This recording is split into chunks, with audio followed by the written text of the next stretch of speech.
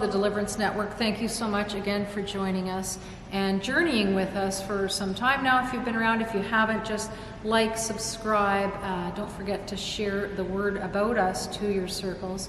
I really believe it's important for all of us to hear and grow in the Lord in this hour. And as part of that, our series on the saints, we're bringing to you today our beautiful sister Sue, who is going to be speaking to us about Padre Pio. And I must say, there were things about the life of Padre Pio I personally did not know. And so I think you're really going to find this segment very interesting as she talks a little bit about the miracles of Padre Pio, his life, what he was like. We're all called to sainthood. So it's very, very nice to hear that these were real people, real issues, real problems, flaws, and virtues, and they sought to grow in the Lord the same way that we are called to. So I hope you really enjoy it, this little segment with Padre Pio and our sister Sue.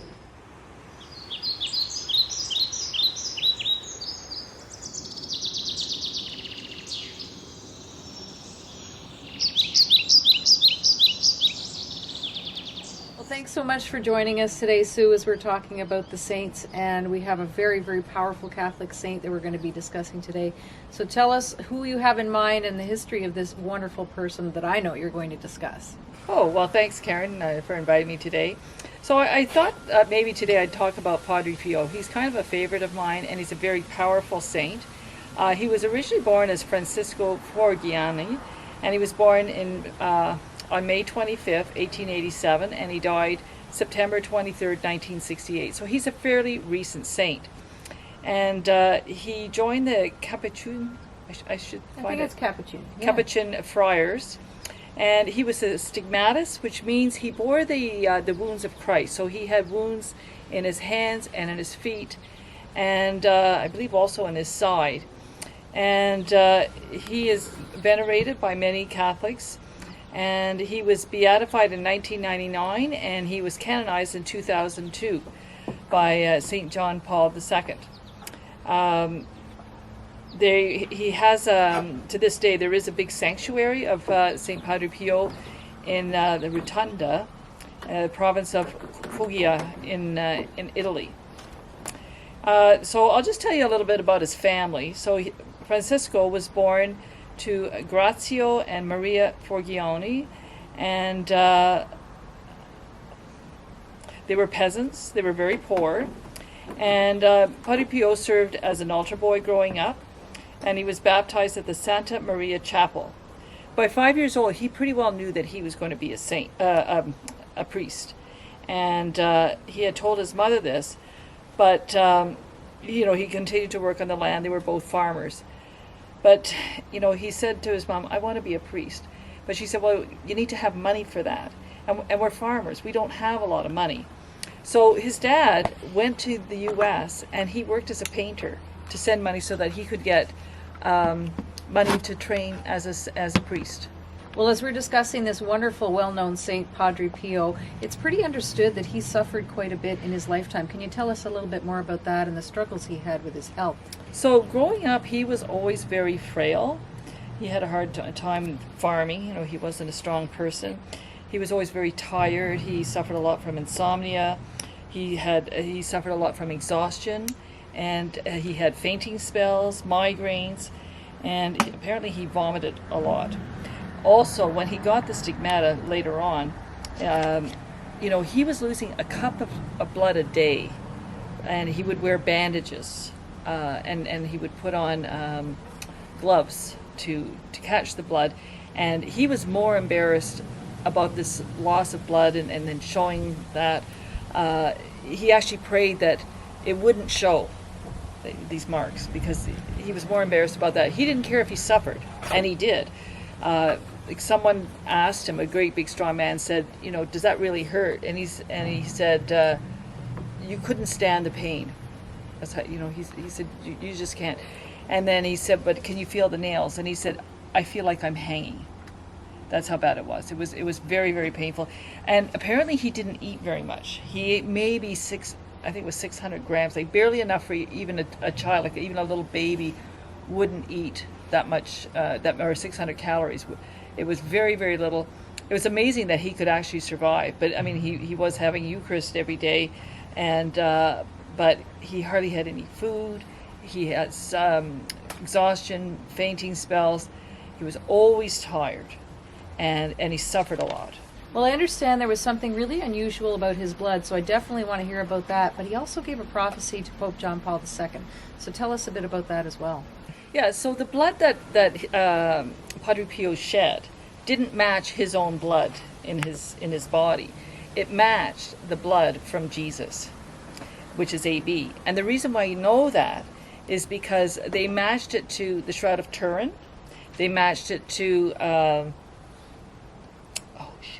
there was Saint Januarius, and the blood liquefied. I think it liquefies 4 times a year, so they matched it to that. And then they also had the cloth that Saint Veronica had when she touched Jesus when he was walking to the cross.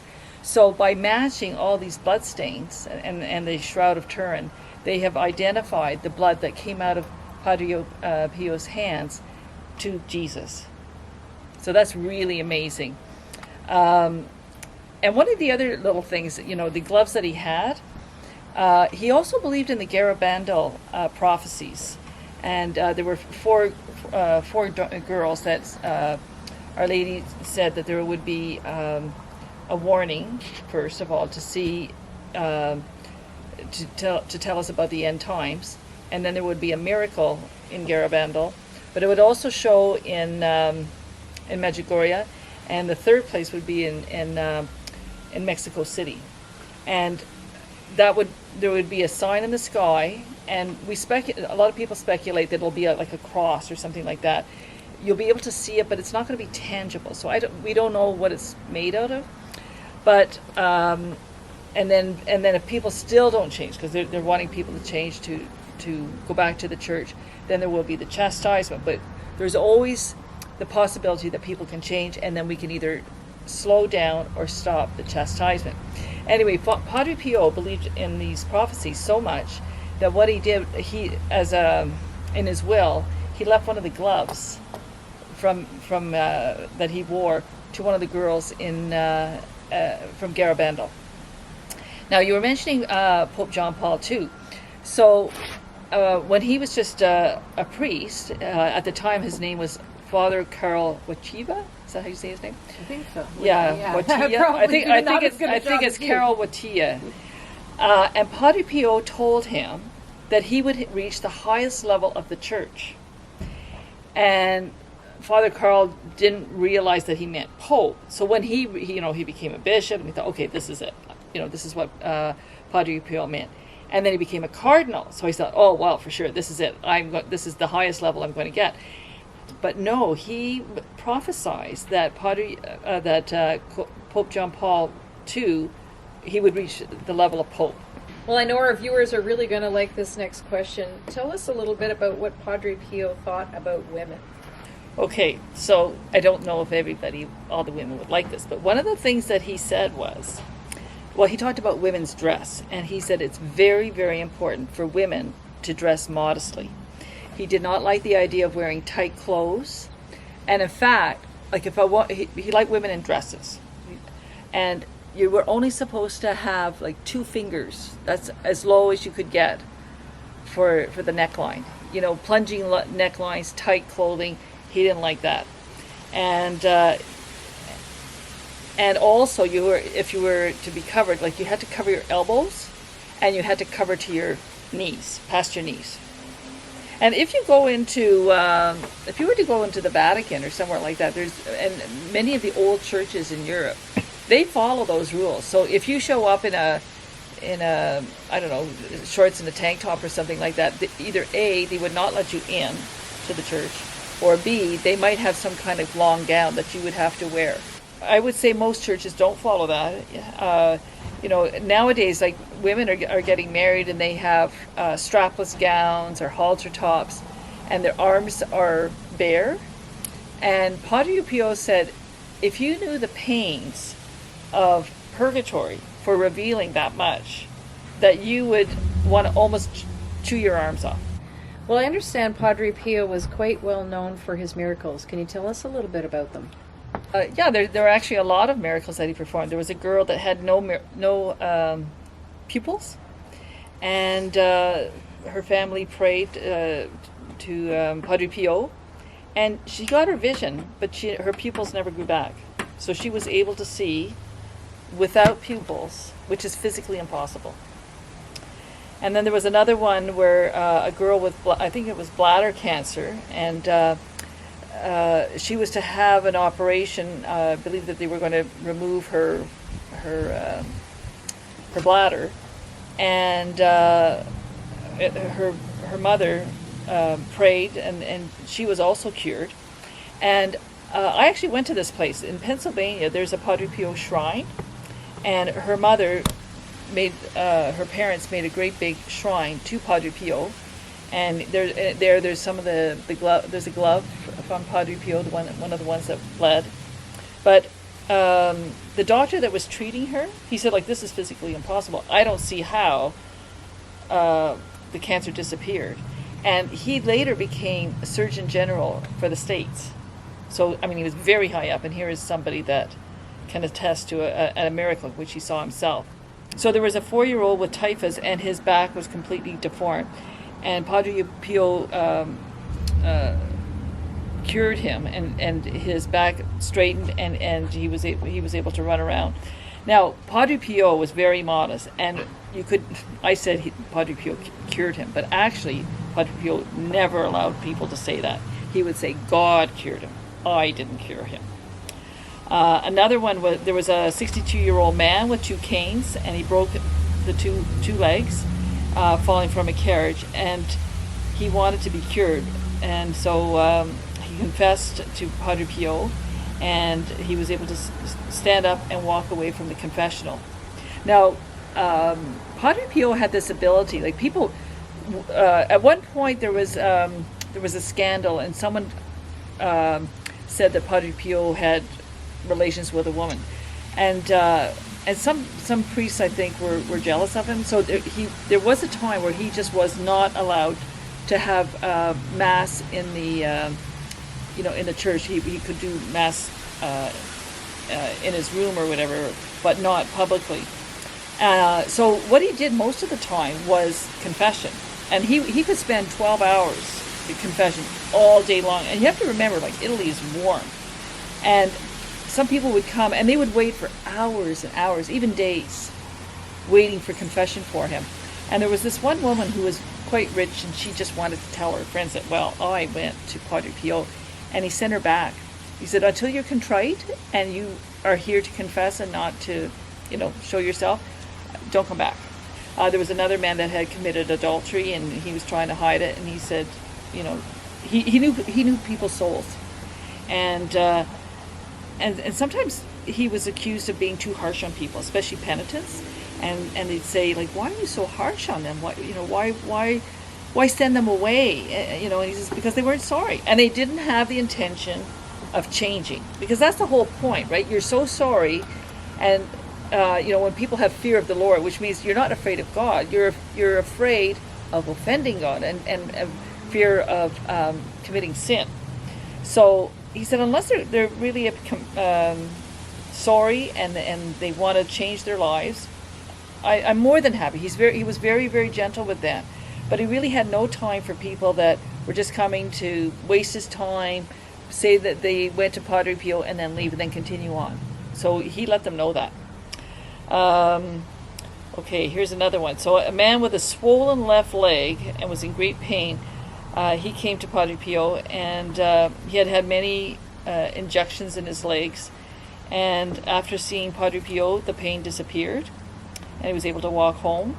There was a man that went to confession, and he said that his mother-in-law had breast cancer, and it had less than 4 months to live.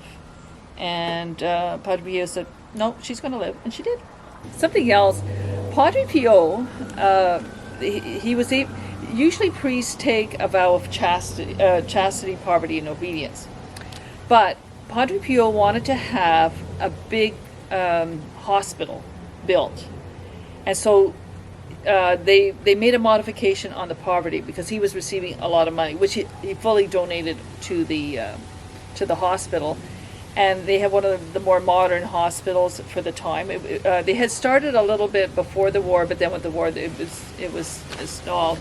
But after the war, they went gangbusters, and they tried to hire Catholic priests that would follow Catholic doctrine and everything. And at the time, it was a very renowned hospital for its day. It's still in use, but that was the result of Padre Pio. And there was huge donations that were given to the hospital, and there was miracles. So at the end, Padre Pio, when he died, or before he died, like, he was able to do mass, and apparently, like, his masses were long, sometimes hours, and he would hold up the Eucharist, and a lot of people were converted just from his reverence, from his ability to show that really was the Eucharist, and that it was the body, blood, and soul divinity of Jesus. And he had 50 years or so with the stigmata, and just days before he died, you know, it was his one prayer that he wouldn't have the marks. They finally disappeared, and then he died shortly after.